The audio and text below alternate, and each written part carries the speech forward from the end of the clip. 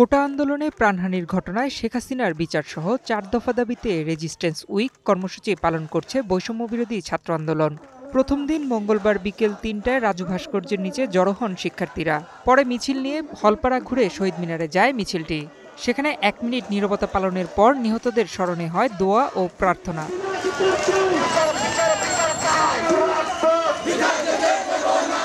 শিক্ষার্থীরা এ সময় বলেন, এসব হত্যার বিচার না হওয়া পর্যন্ত রাজপথে থাকবে ছাত্র জনতা। জড়িতদের চিহ্নিত করে মামলা দেওয়া সহ সুষ্ঠু তদন্ত নিশ্চিত করতে হবে। এক ফ্যাসিবাদী ব্যবস্থার বিলোপে ছাত্র জনতা রাজপথে নেমে এসেছিল। যতক্ষণ পর্যন্ত এই ফ্যাসিবাদের দোসররা দেশের বিভিন্ন জায়গায় বিচার প্রশাসন সহ বিভিন্ন জায়গায় তাদের লেশমাত্র থাকবে, ততক্ষণ পর্যন্ত ছাত্র জনতা রাজপথে হাজির থাকবে।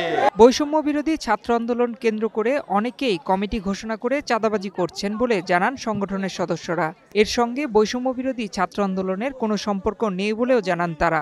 অনেক আছে সুযোগ সন্ধানী যারা আসলে আমাদের এই বৈষম্য বিরোধী ছাত্র আন্দোলনের যে মর্যাদা পেয়েছে সারা দেশে, সেটিকে ব্যবহার করে একটি অপব্যবহার করার চক্রান্ত আছে। যারা চক্রান্ত করবে, যারা এর নামে চাঁদাবাজি করবে, যারা এর নামে বিভিন্ন জায়গায় সহিংসতা করবে, তাদেরকে আপনারা বয়কট করবেন। বৈষম্য বিরোধী ছাত্র আন্দোলন কখনোই এসবের পক্ষে ছিল না। বৈষম্য বিরোধী ছাত্র আন্দোলন শুরু থেকেই শান্তিপূর্ণ আন্দোলনে বিশ্বাসী ছিল, জনতার আন্দোলনে বিশ্বাসী ছিল, জনতার বাংলাদেশে বিশ্বাসী ছিল।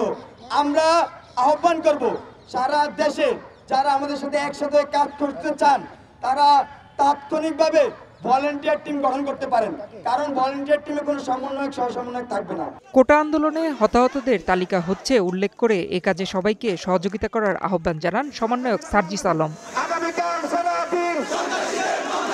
নয়ন বিশ্বাস, নিউজ টাইম, ঢাকা।